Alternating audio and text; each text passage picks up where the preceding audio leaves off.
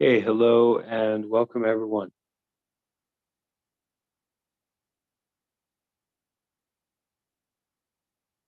It's great to see so many friendly faces here on the Zoom meeting. Michelle and Sonia, Christina, Aaron, Samira, Loyan, Nancy, Alan, and Karuna.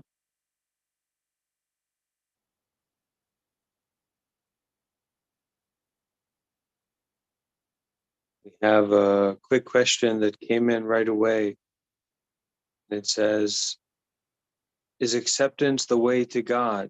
Why is sitting meditation so popular when I found acceptance no matter where you are, two very powerful in terms of reaching Satori or enlightenment?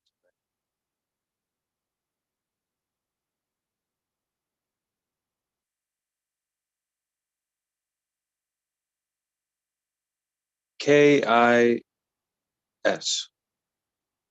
Keep it simple. And the more that we can keep it simple, we can keep it practical. What is Satori? What is enlightenment? What is acceptance? What is God? What's going on here? Opening up and looking into the present moment, experiencing with our opening, not our clenching onto certain words and phrases. We can approach it that way.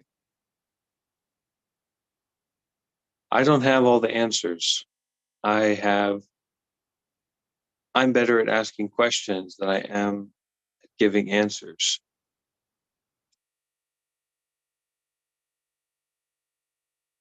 So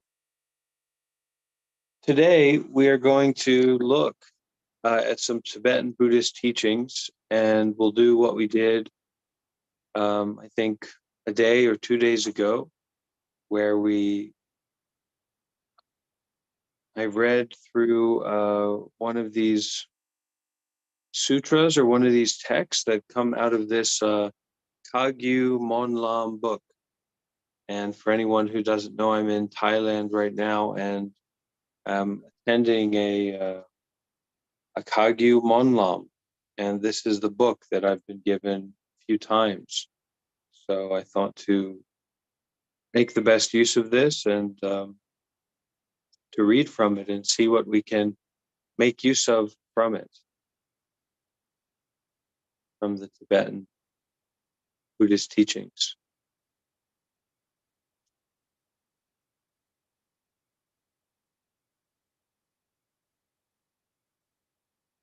We can start by taking a few minutes to ground ourselves and arrive in the here and the now as fully and wholeheartedly as we can.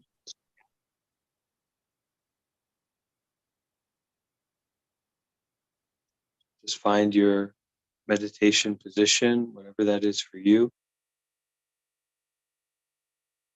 Close your eyes if you like. And just to take a few moments to look at the screen of our mind. Turn the mind around, turn the light around, and look at the screen of our present moment experiencing, body and mind situation that we find ourselves in.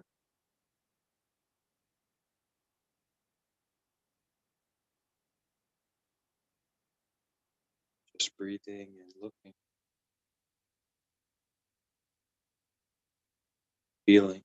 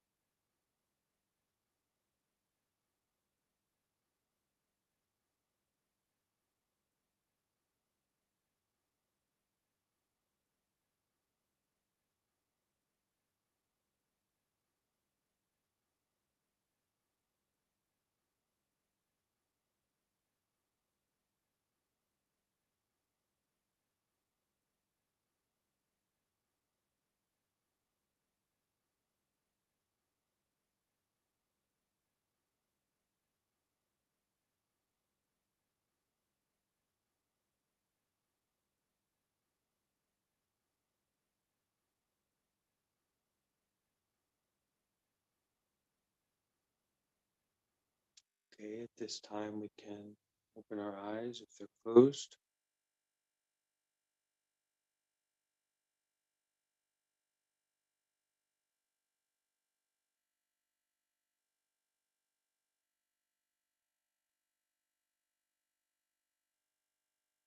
Sonia, do you want to share something? Hand is raised. Yes. Do you hear me? Yeah. It's maybe there's a reason if you didn't answer to Alan, maybe you're learning something, but because I had an idea how to respond to him, can I do? That's what we're here for. Thank you, Sonia, for standing up. Welcome. Thank you. It's because when we are sitting in that position, this position you can see, so we are very near to the ground, and the first chakra is near the ground, and the last chakra is up the head here for the sky. And so all the chakras are aligned. And if we are still, it's easier to become peaceful because the energy is going through directly in that uh, um, direction. And so we can meditate easier. And so everything is good to meditate. So even with on a chair, it could be very useful. But if we can sit like that, it's the best way for the human to be canalize all the energy. Yeah. So that's what I read. There is maybe some other reason too.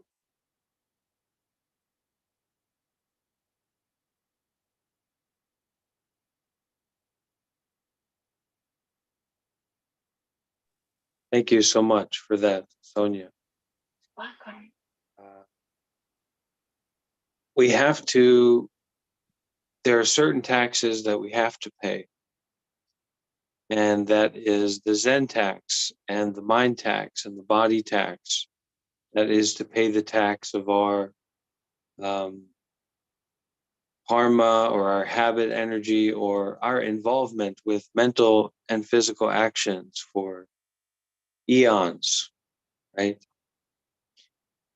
Sometimes you get a tax refund and sometimes you get a tax break, but the bare bones is you have to pay your taxes. And if you're not willing to pay your taxes, your Zen tax, then you know you might be better off selling wares at the local market than trying to be here, because this is difficult, and it's easy to believe in things and think about spirituality and take on identity that is, I believe in meditation, or I believe in Buddha, or I believe in enlightenment, but it is difficult to face the reality of cause and effect, right? So some people can't pay their taxes, so space isn't always going to be available to them. Certain teachings aren't available to them. Certain environments aren't available to them. Certain relationships aren't available to them because unwilling to pay the tax. And that's to just sit here and breathe and to be aware and to show up.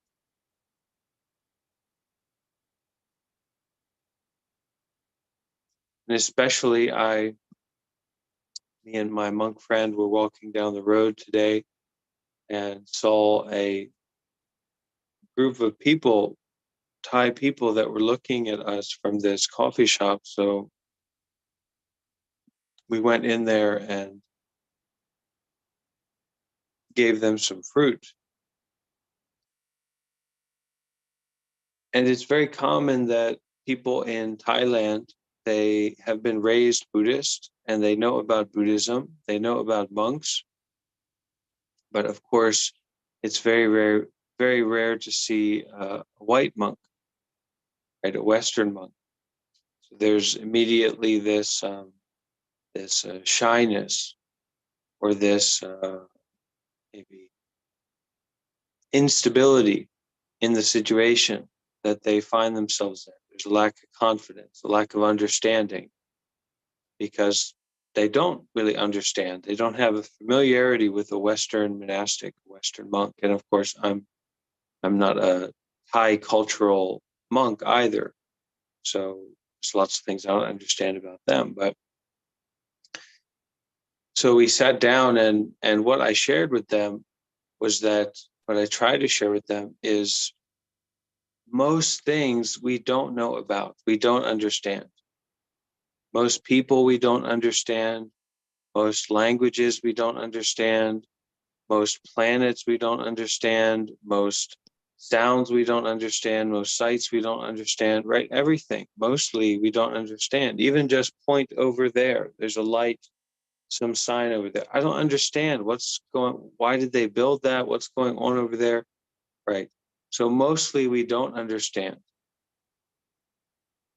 And if not understanding means that we get angry, or not understanding makes that we get shy, or not understanding means that we get confused, or not understanding means that we get reactionary, right? We get into a struggle, then that's going to be most of our lives.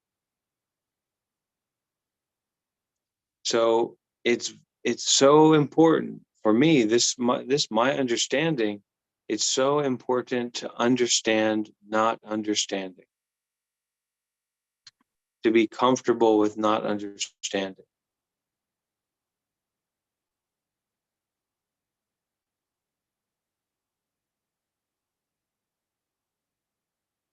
But to that, there's also a kind of um, a reason and a looking closely, and it's not just to dull ourselves out, or just believe whatever's told to us.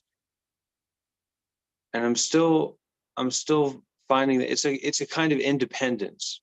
It's not just following the flock, but it's an independence to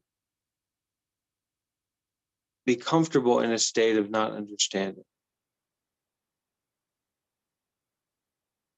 a state of not knowing. And then there's the Zen encouragement that not knowing is most intimate.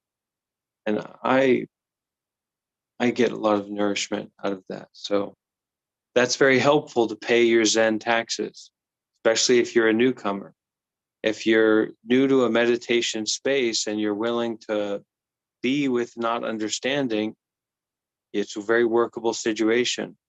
But if you're locked into understanding what's going on, and what am I supposed to be doing, all this kind of stuff, then there's very limited uh, paths forward for you to practice. And I found, as if I spend time to be in a place where I'm kind of willing to accept that I don't really understand, um, my understanding grows, my capacities grow.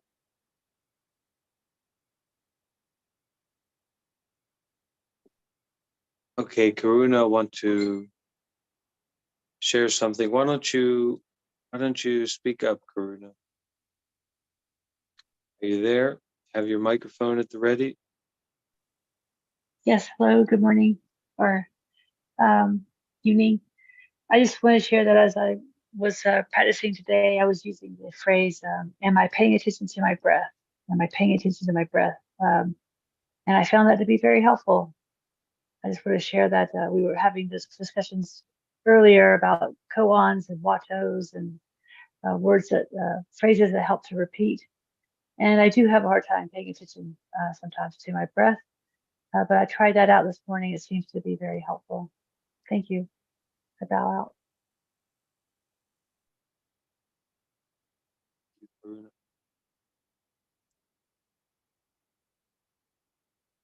Dan, did you want to say something? No.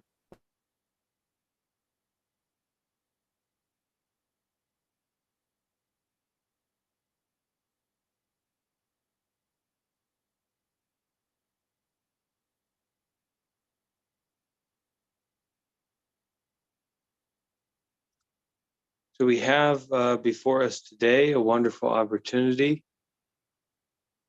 The moon is exactly where it's supposed to be at this moment. And that means that the tides are in order, and we can take a look at phrases from the Sutra of Ornamental Appearances. And apparently this is a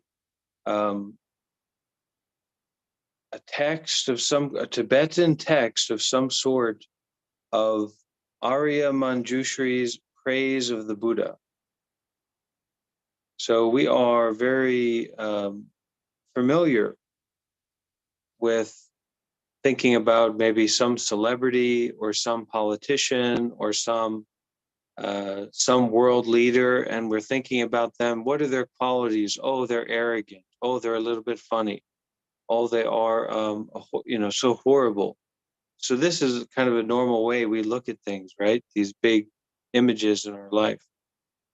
So this is a prayer or a text from Arya Manjushri, maybe the Bodhisattva of wisdom, praising the Buddha. So how does a great, almost enlightened being, a Bodhisattva of wisdom, speak about Buddha and describe the Buddha's qualities? And so we will read through that now. So Manjushri, the embodiment of wisdom, the archetype of wisdom, praising, speaking fondly of the archetype of enlightenment, the Buddha. And as we go along with this, if something stands out, feel free to raise your hand and we'll take a look. Okay. And I apologize we don't have this book in front of everyone, but I'll do my best to speak clearly. Okay, we get right into it. You have no color, signs, or shape. You are without root or location. Unceasing, you do not rise. I prostrate to you who rely on nothing. Not abiding, you are beyond location.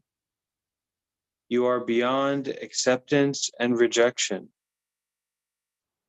You are fully liberated from the 6 ayatanas. Do a quick Google for that here. 6 ayatanas.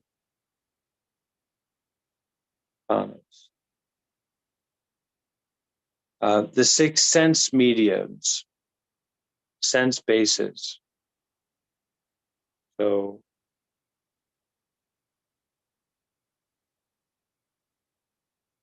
eyes, ears, nose, tongue, body, and mind, and the corresponding faculties of experiencing.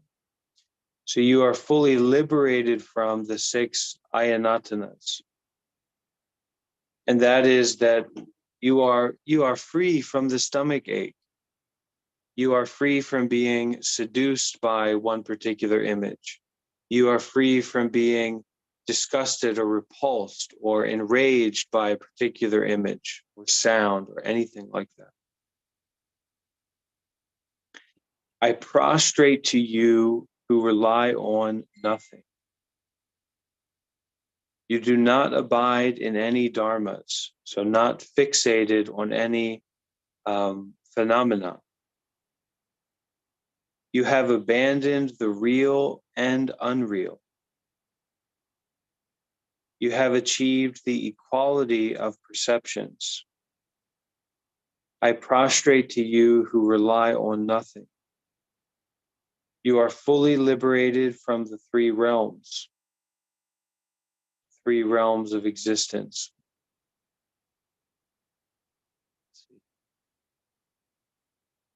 3 realms of existence.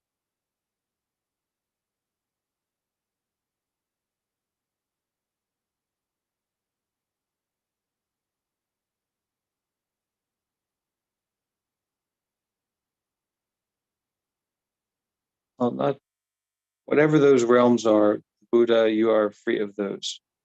You comprehend space-like equality.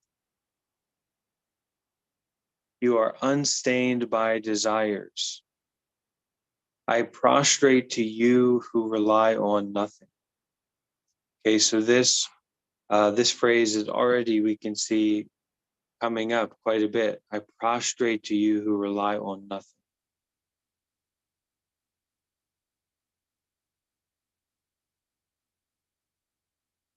You always remain in meditation throughout all actions, such as walking, sitting, and sleeping.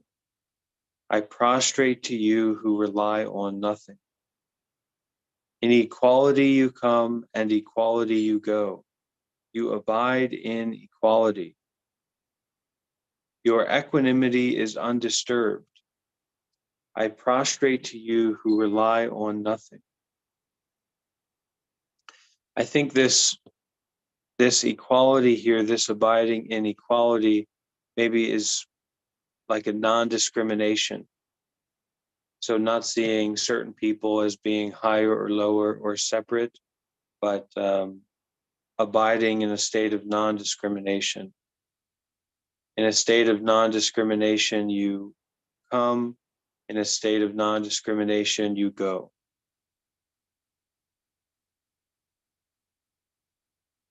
You rest equally in all dharmas. You have entered the absence of attributes.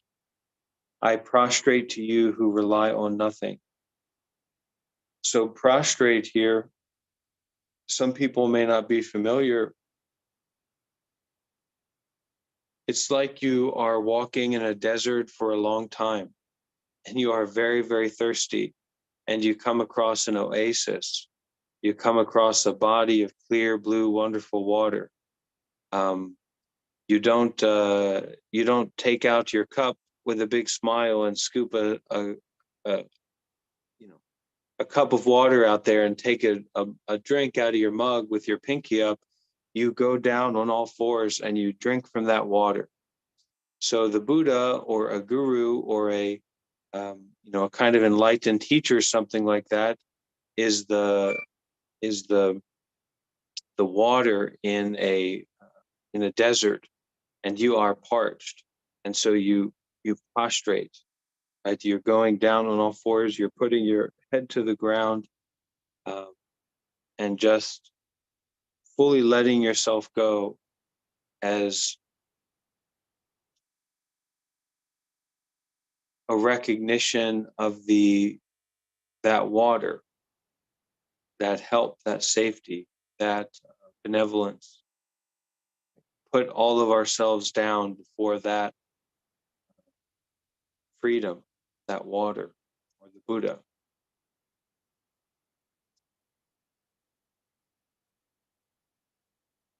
And if we get into a certain state with meditation, it's almost, we could look at each and every moment of life like that. There's actually a quite famous Zen monk in America. He's an American guy who, back in the 70s, he did a pilgrimage where every 3 steps he would prostrate. He would go down to the floor, and he did hundreds of miles like that. And he's still around. He plays the guitar. He sings songs. So that's what this, I prostrate to you who rely on nothing. Because, yeah, go ahead. What was the name of that monk you just talked about? This monk's name is, I'm going to have to,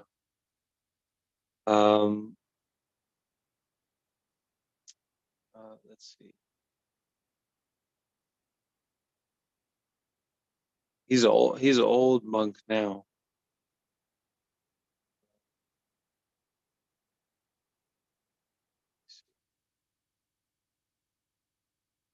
I'd love to listen to his songs. I was just thinking that, yeah, it'd be a good opportunity. This might be,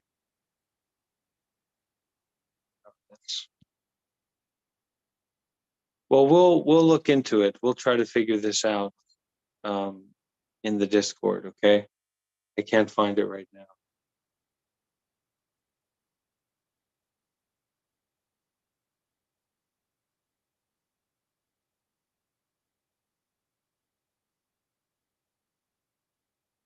But he is a disciple of the Zen master Husuan Hua, Hsuanhua, who founded City of 10,000 Buddhas. So he's one of his disciples.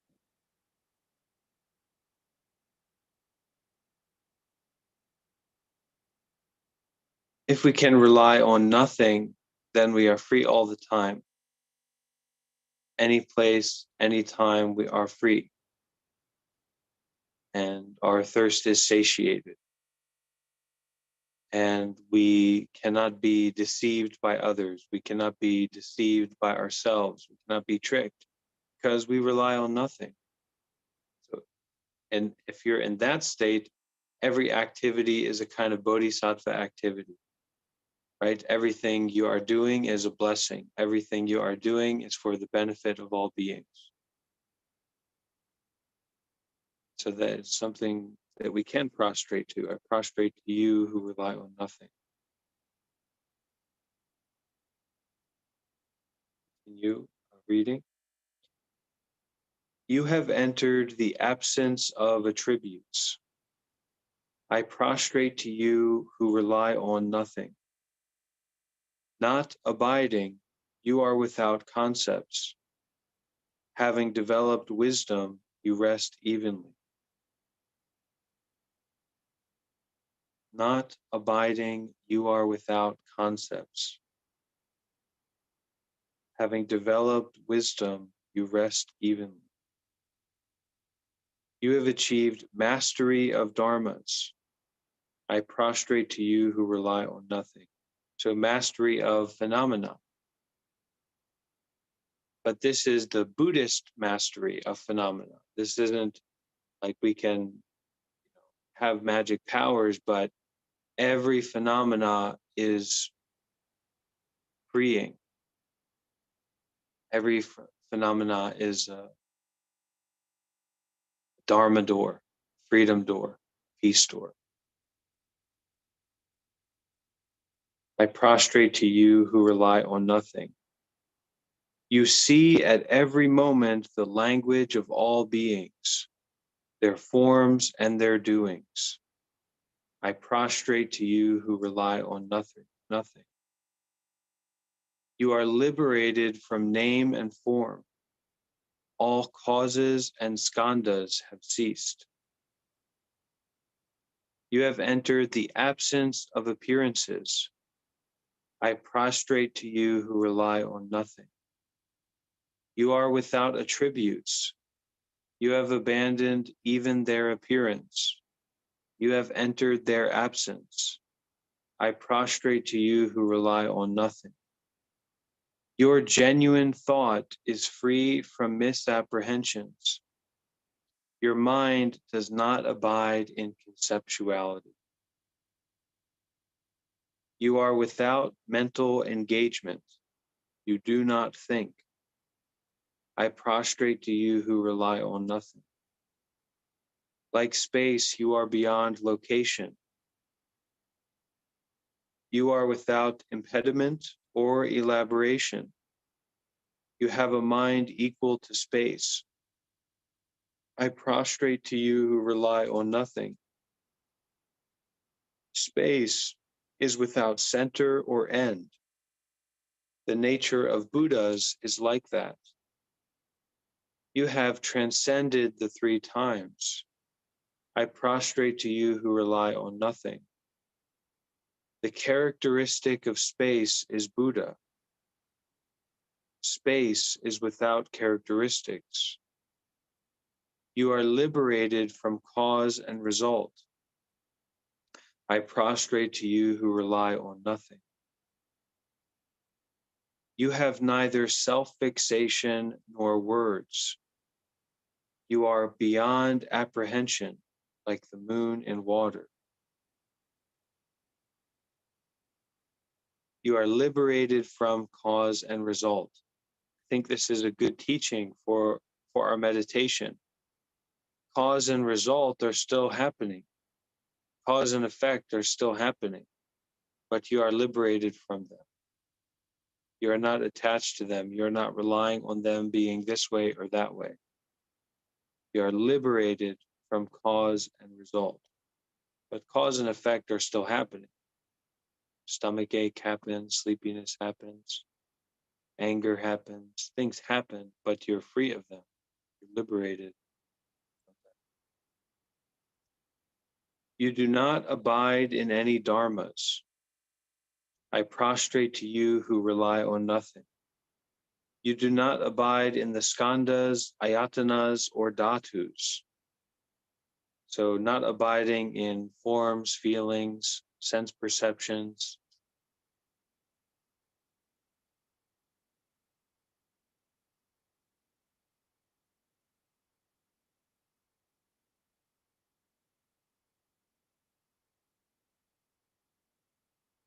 Okay, Michelle. Glad to see you here.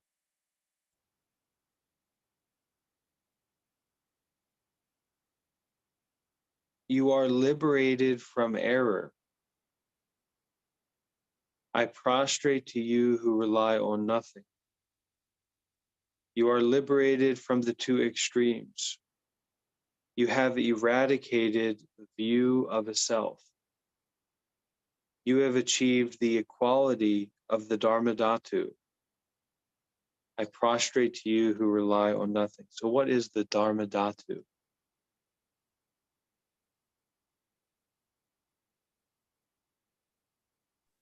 The system of Dharma. The Dharma Dhatu is the mind in its purified state.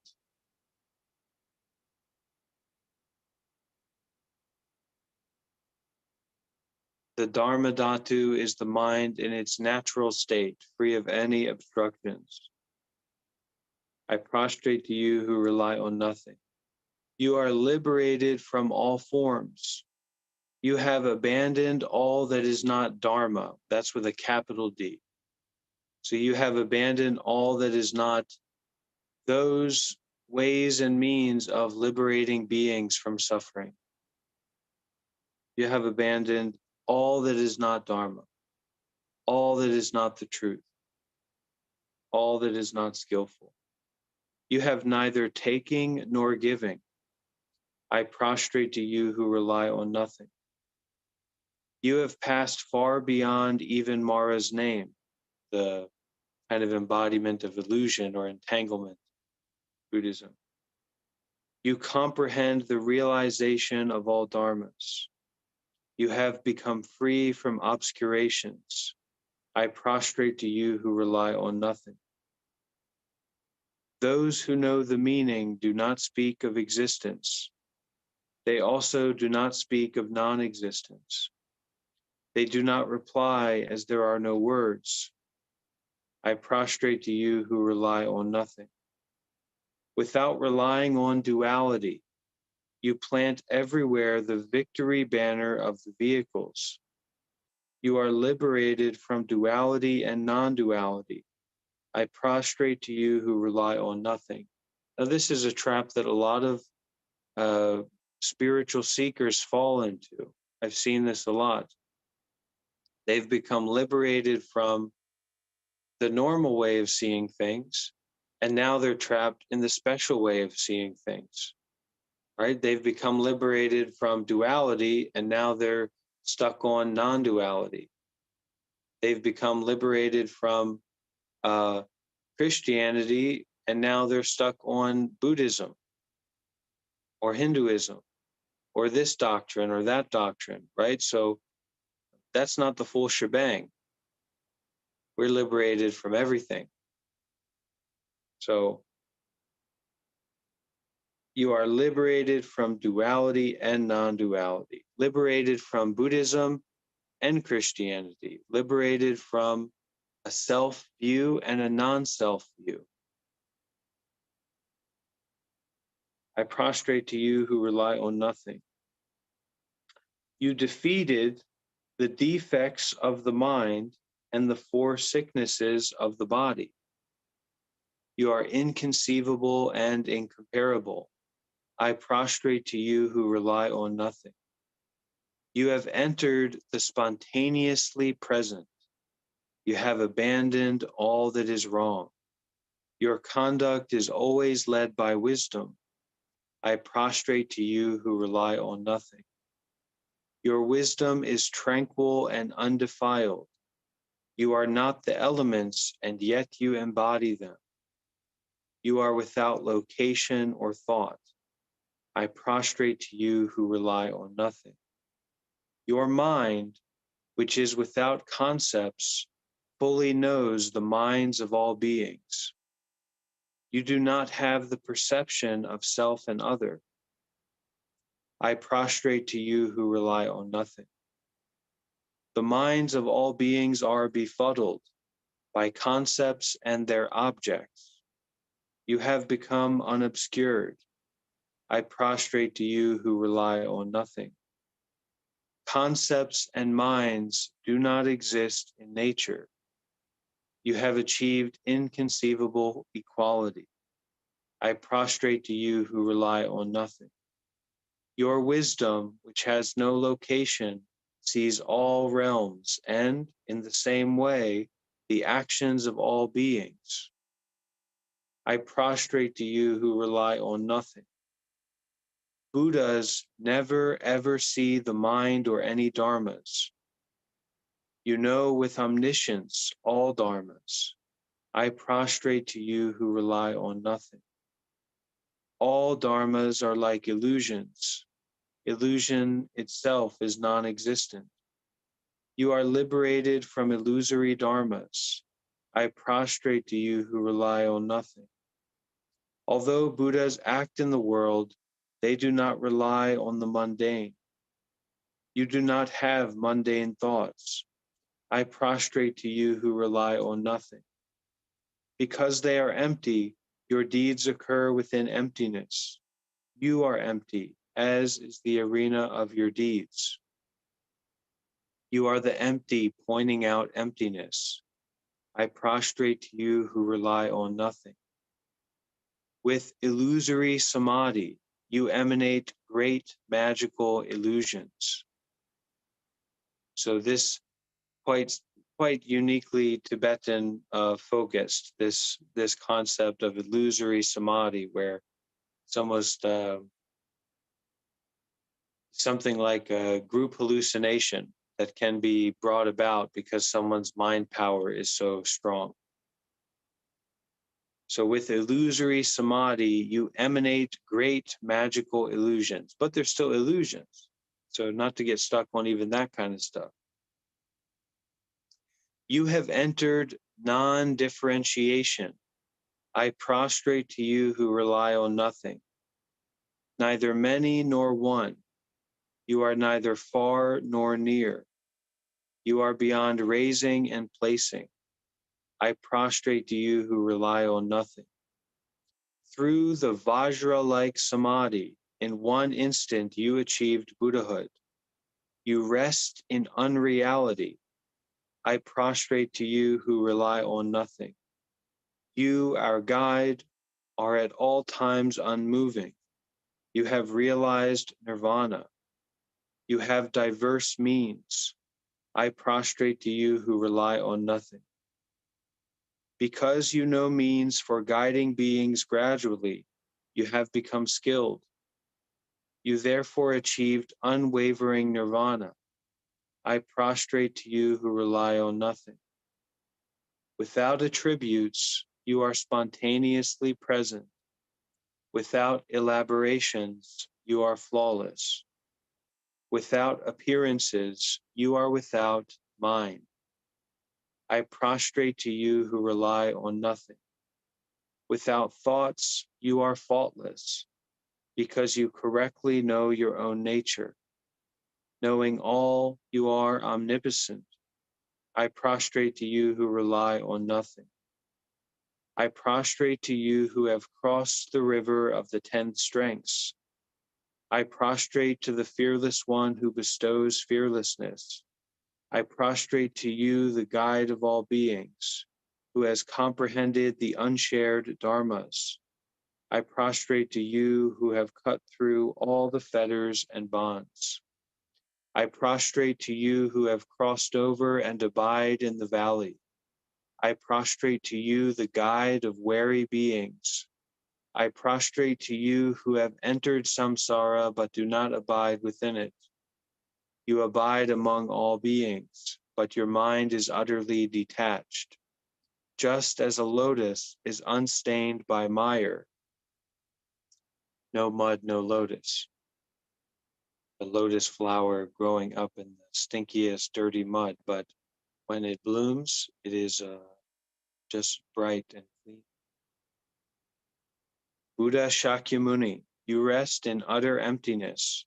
You have destroyed all attributes.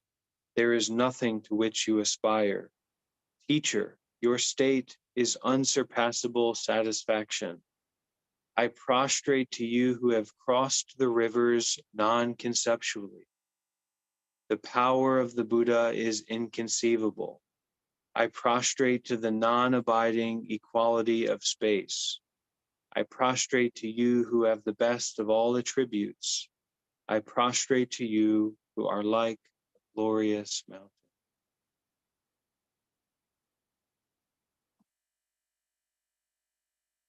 Kagyu Monlam book, Tibetan Buddhism.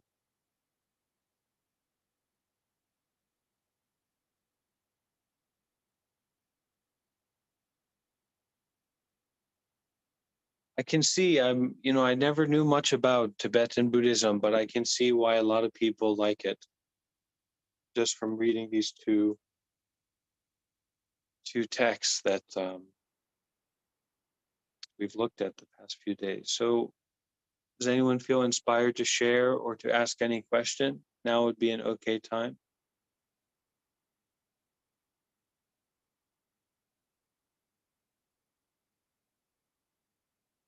Go ahead, Kaloyan. I wanted to ask about the part of the text where it said that the Buddha is free from all kinds of concepts and thoughts. But like if there is no concepts and thoughts in his mind, how did he explain the Dharma to different people, so to speak? That's a bit confusing to me. How does a bowl hold water if it's only made up of empty space?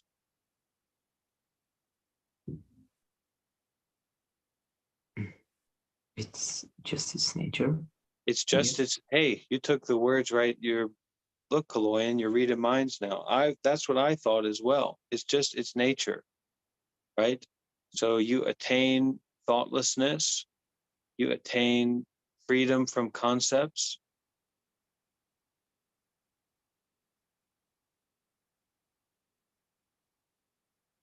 It's just your nature to be able to share that. Because it's not, we're thinking of a dead space, right? Because a lot of our life is dead space. We're sleeping or we're eating or we're watching something, we're just kind of burying our head in the sand. But what this is talking about is brightness, luminosity, right? Vivid awareness, like a thunderstorm. A thunderstorm is free of concepts, and yet it can shake the core of your being if it's serious enough, right? It can shock you, right? And yet, it doesn't have thoughts, it doesn't have concepts. So we are also like that, right? A thunderstorm without thoughts or concepts. That's my understanding about it.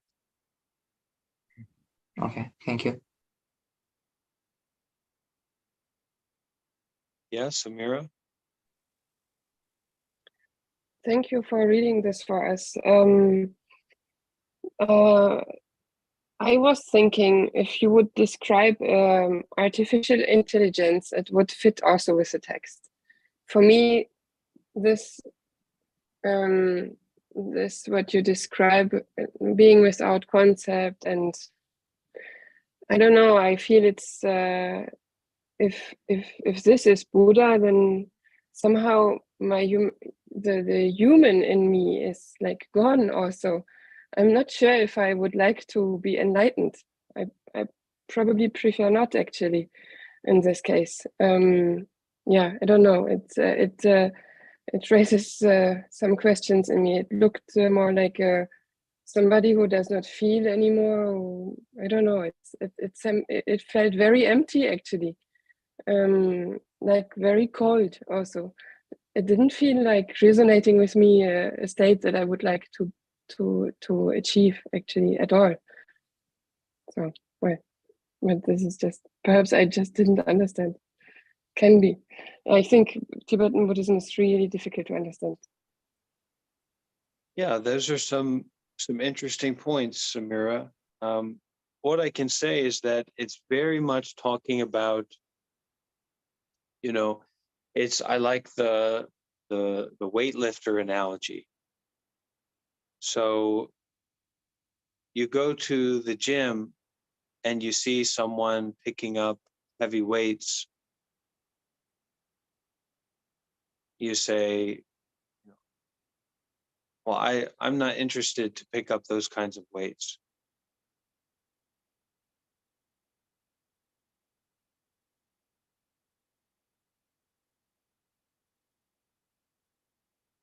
But they're still heavy. And so this state, that's described here and that you may not be interested in is not a matter of what we think about it or our conceptuality about it.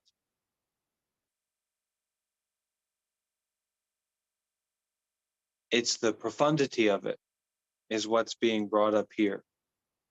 And that profundity is that heaviness, that weight in these states, the Buddhist state as is being pointed to here, is very relevant in a world that is samsara or suffering, right? This world of birth and death, this world of old age, sickness, death, this world of fear and anxiety, and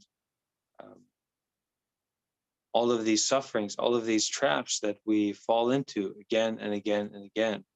So this is the state of being the untrammelable one, the untrappable one, the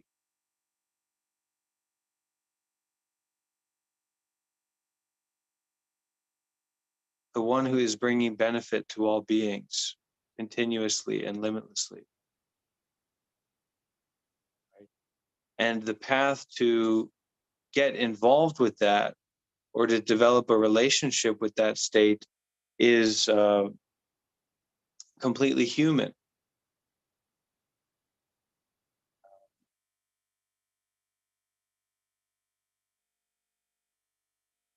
I don't know. Yeah, for me I know that it's talking about something that is, as it said, to rely on nothing. I prostrate to you who rely on nothing. And I know that for myself, when I am relying on something, some plan, some expectation, some desire, some fear, something I want or something that I don't want, my life falls apart. I get angry, I get confused, I get anxious, I get fearful, I get stressed, I act unskillfully, I hurt myself or I hurt others. Why? Because I'm relying on something that's not reliable. I'm relying on my self story. I'm relying on my plan being permanent or fixed or unchanging. I'm relying on me getting what I want. And that's what I'm relying on now as well, right? If I don't get what I want, could be anything. Could be like right now, certainly to a certain degree, I want my body to be somewhat comfortable and not in intense physical pain, right? But that's not the nature of the body. just the body, not even to say of getting what I want, because of course, getting what you want is just nothing. It's just like an animal that wants to get something to eat. That doesn't mean anything. So to rely on nothing is, I prostrate to you who rely on nothing. I prostrate to you who are free moment by moment, wherever you go, all the time. And what is more wonderful and valuable than to be free? There's nothing more precious to us than freedom, right? There's no greater happiness than freedom. And this kind of freedom is talking about, that you could even be trapped or you could be enslaved, right? As many people have been, many more people than just me or you, right? Many more people statistically have been enslaved versus being a Bhante or Samira and having this kind of life. We're just 1-2 people. So this kind of quality of mind is that even in those states, they could be free. And we may fall into those states of being enslaved to our desires or to our fears, or goodness gracious knows what, because this is the world, right? But the real danger is not in the world, it's in our mind. Having a wrong understanding, relying on things to go the way we want them to go.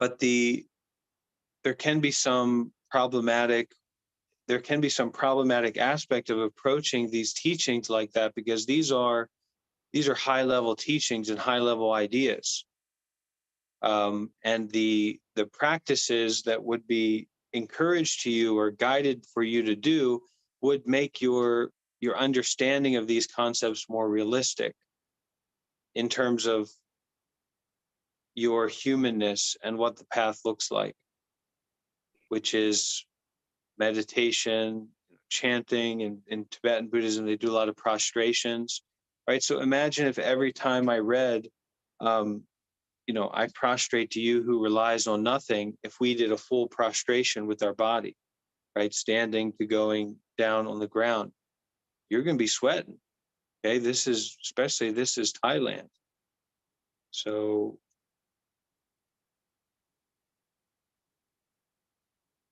what we think that it is not necessarily it. But if we can understand the freedom that goes with relying on nothing, power, the wonderfulness of that, the importance of not relying on anything. We can taste that even now, but there's the practicality and the absoluteness of it, right? So there's like the present moment, Buddha nature, present moment freedom, and then there's also like, well, I'm put out of commission if I have a stomach ache. There's a kind of situation that we're dealing with. It's very simple and human. So this, for me, it's very inspiring, but as you said, maybe it can seem a little bit cold.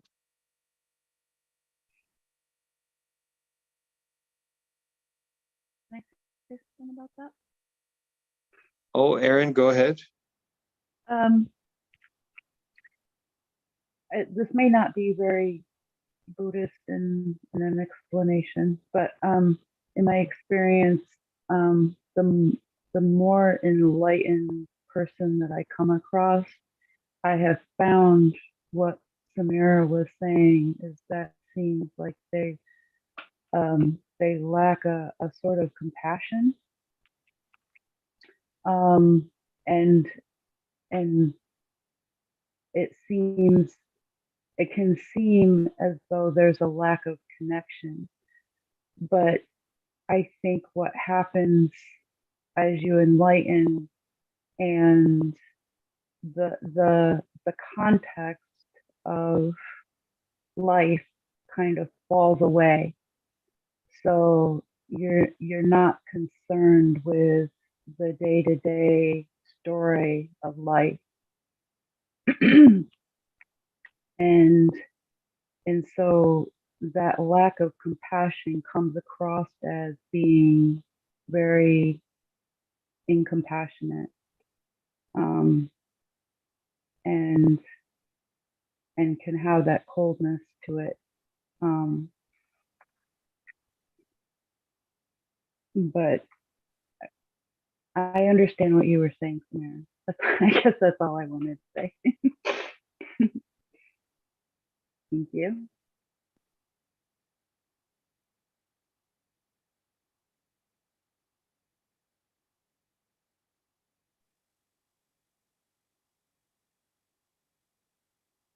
Go ahead, Sonia.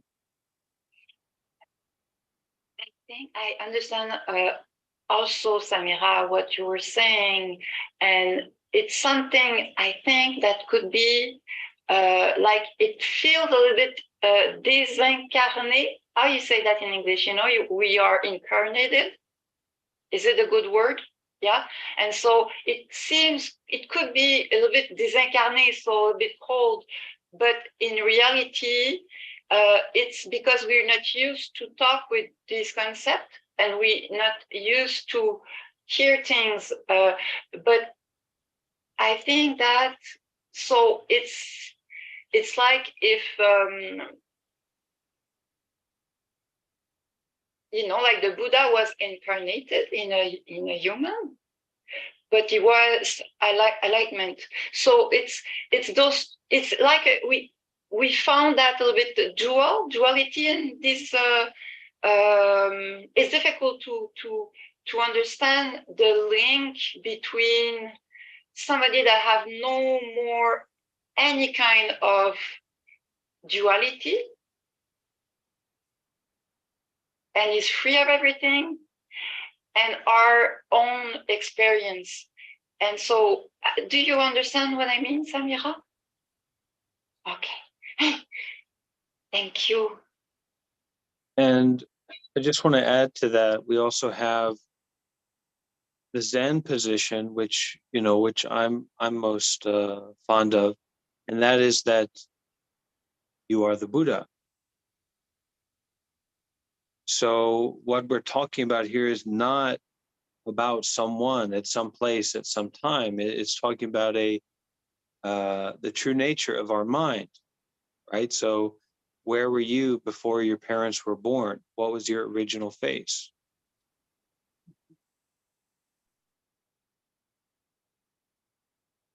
So there's a kind of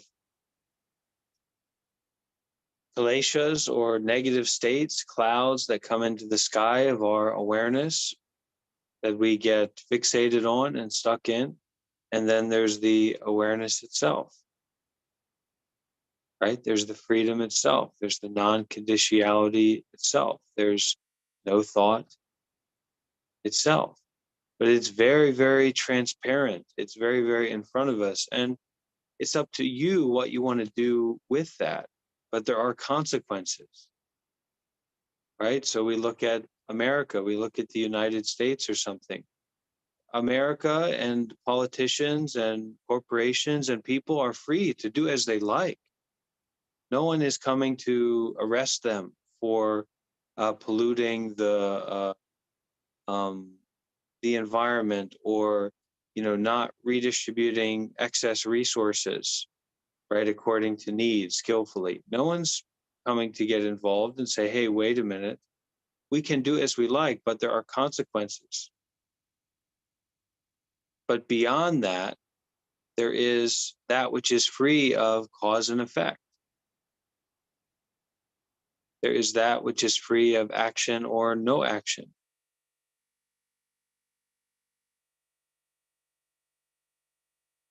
And this is a pointer that maybe a little bit too sharp. But but we can empathize with it a little bit more if we just broaden our mind or widen out our mind and we see, oh, what is the earth compared to space? What is your self-fixation and your idea and your current thought or today compared with the just your life as a whole up to now? Everything kind of falls apart. All the self-fixation, all of the self-involvement, all of the particular things that you like or don't like, it just evaporates. Or going for a walk with your baby, with your child. You let everything fall away. And if you're lucky enough, if you're fortunate enough, thought can also fall away.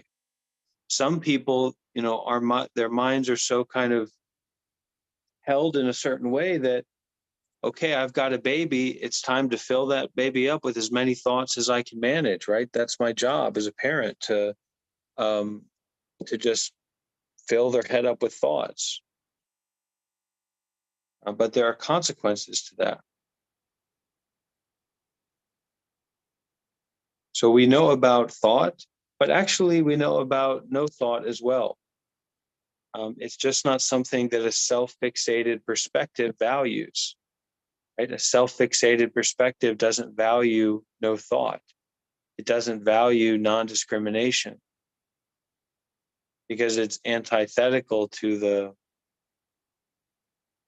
separateness, the duality, or the duality of non-duality that keeps this mechanism of grasping and habituation kind of going. That's why we practice. That's why we pay our taxes, to kind of keep the tax man at bay, right? Keep this self-fixated confusion and contrivance at bay, so that we can free ourselves and not just be stuck in this, litigation and lawsuit of, you've got to pay your taxes. What about this? What about that? What about this? What about that? Well, no, because we pay them, we face, we embrace, we be with, we meditate, right? And it's not about sitting somewhere in a certain position for a certain period of time. It's about showing up. It's about being with it. It's about this.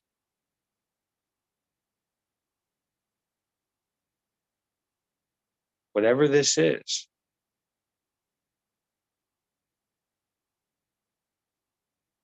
And in that is as we practice that and we have a deeper experience of that, compassion is a natural expression. But it might not be the kind of compassion that we imagine, because it's not necessarily self-fixated compassion, right? Everybody's saying, everybody believes in quote unquote compassion, right? Oh yeah, be good or be kind or whatever. But you don't see that showing up in our systems, the American prison system or the American healthcare system, or these systems, or in ourselves as well, in our systems of self-fixation and judgment about ourselves and judgment about other people and quick to react. But real compassion naturally comes from an insight into seeing things the way they really are, which is not someone, not something, not someplace, not sometime, not to rely on anything, right? And then we don't lose those moments. We don't lose those opportunities to be with our loved one, so that we can sleep because we're tired, right?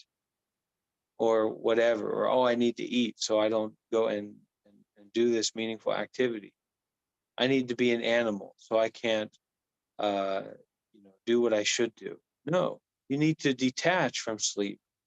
You need to detach from eating, right?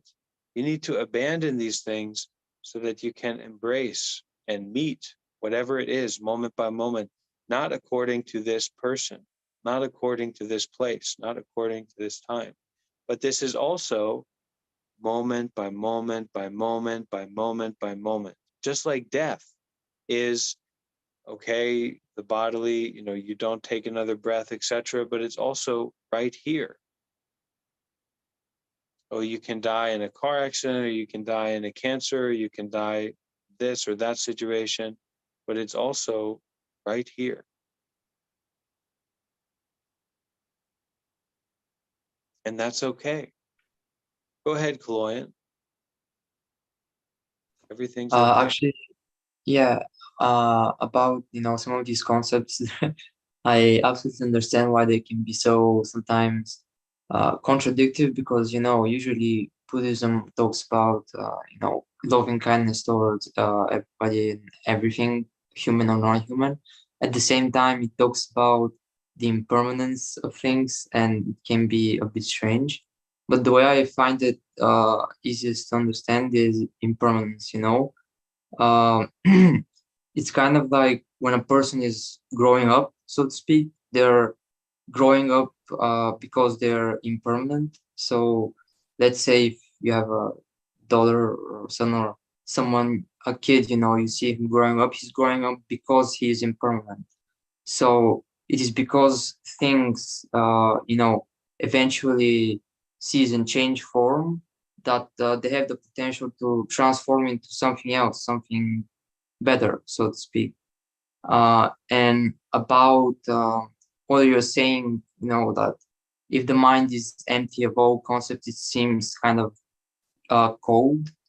I would say that if you think about it, all bad things kind of in the world right now are because of creativity that's not well pointed.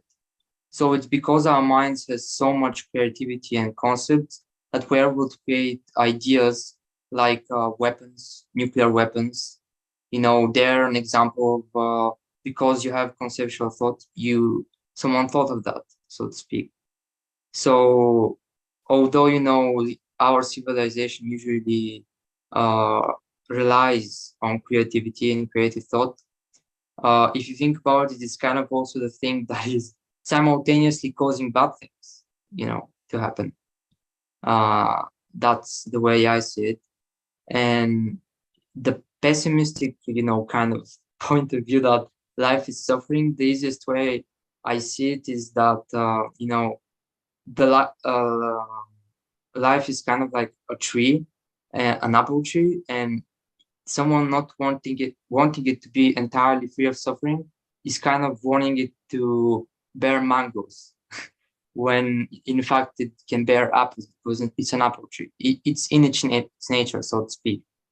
uh, and about the sitting position, that you want to be comfortable, the body is naturally uncomfortable, so it's kind of difficult, to imagine it. But in no matter what position you sit in, you're just going to be uncomfortable. And realizing that, and realizing everything that happens, and that you never really fear suffering no matter what you do, I think you'll be able to get all these things better, all these kind of ideas and concepts better. I would suggest reading kind of authors, or who give very simple examples. That's the best way I understood it. Yeah. If we are not willing to detach from what we understand, then we will go insane very quickly. And it's good, Kaloyan, that you pointed to this, is that all the created truths, even that young Kaloyan can grow into older Kaloyan, is using the power of permanence, ever new impermanent nature. The created truth relies on ever new impermanent nature. Permanence relies on impermanence. Everything that is somewhat solid, somewhat formed, somewhat created, whether it's a context, a relationship, a physical form, relies on impermanence for it to be that way. So it's not that we reject the created truth. It's not that we reject concepts. It's not rejection. It is that we use only, that we experience only, without someone, without some kind of solid cube of permanence. There's nothing is workable or manageable if anything's permanent. You're just weighed down. That's cancer, right? Cancer is cells that cannot practice impermanence properly.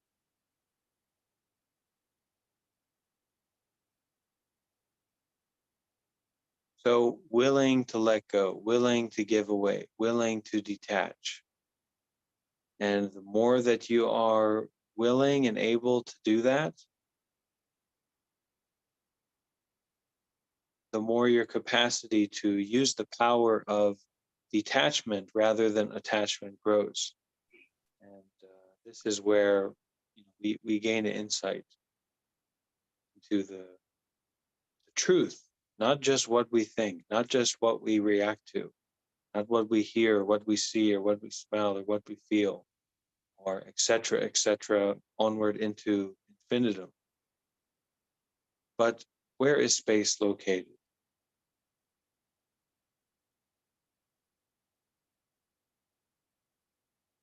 Bree knows where space is located. Go ahead, Bree. Well, I was just thinking about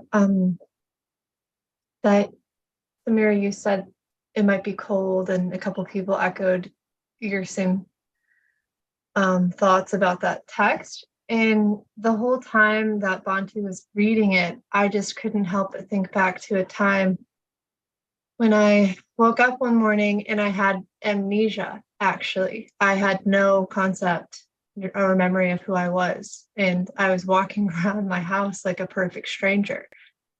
So I don't know if you could maybe imagine what that might be like to wake up one day and not know who you are, or not have any attachment to who is Samira, who is Sonia, who is Erin, who I am, and what that would be like. And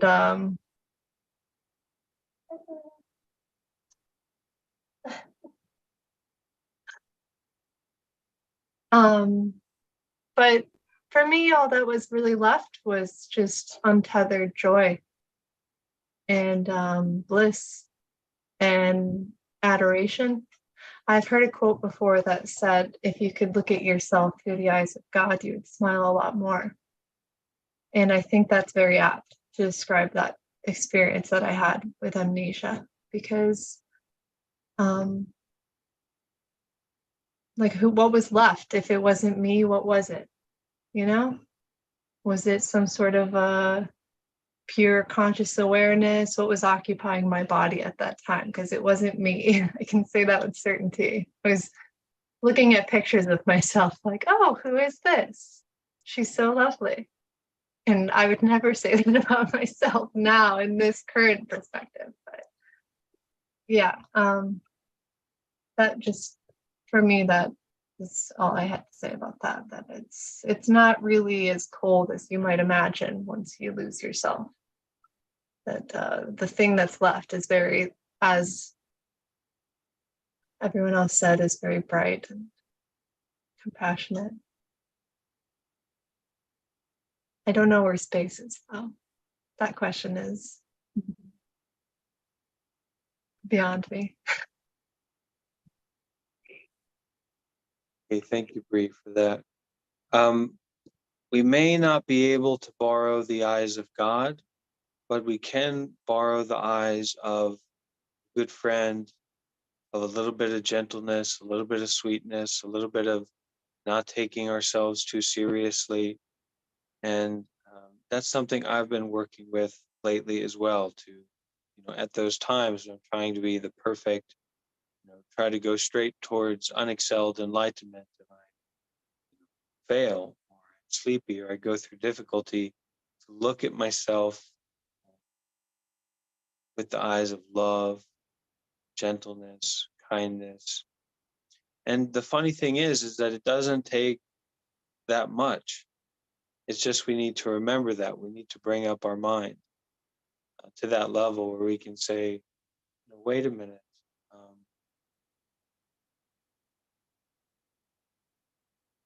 You're completely fine the way you are right now.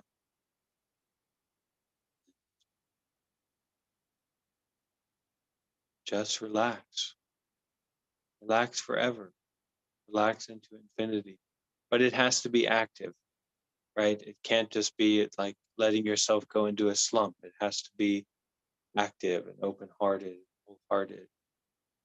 Just let go, just relax.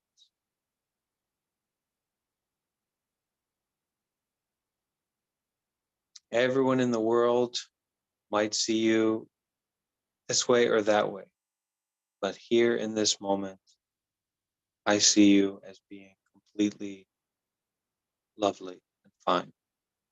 Period.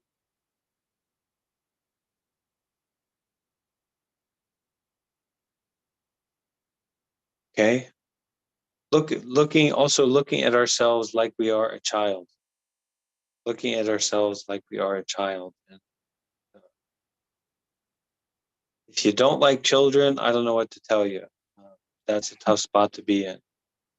I certainly can't imagine that. But if we can really look at ourselves like that, and the innocence and the freedom, and just want to be happy, just want to live and to breathe and feel safe and be around those good conditions, those good environments, so we feel comfortable, right?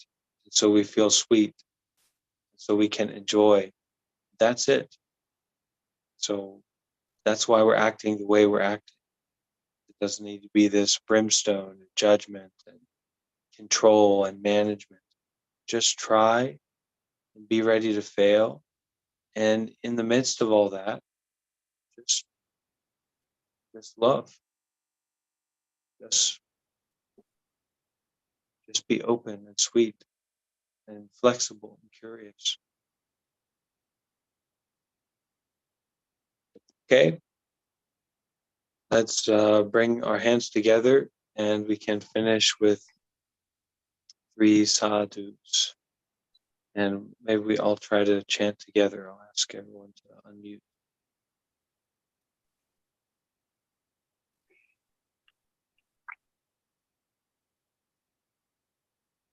You can take a deep breath.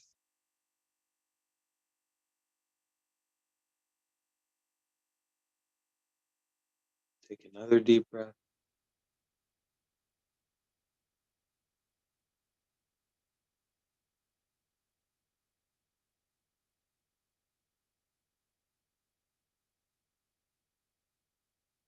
Sadhu.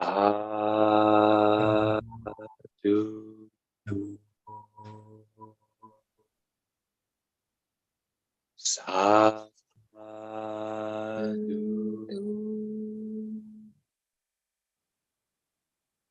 Sa. Sadhu.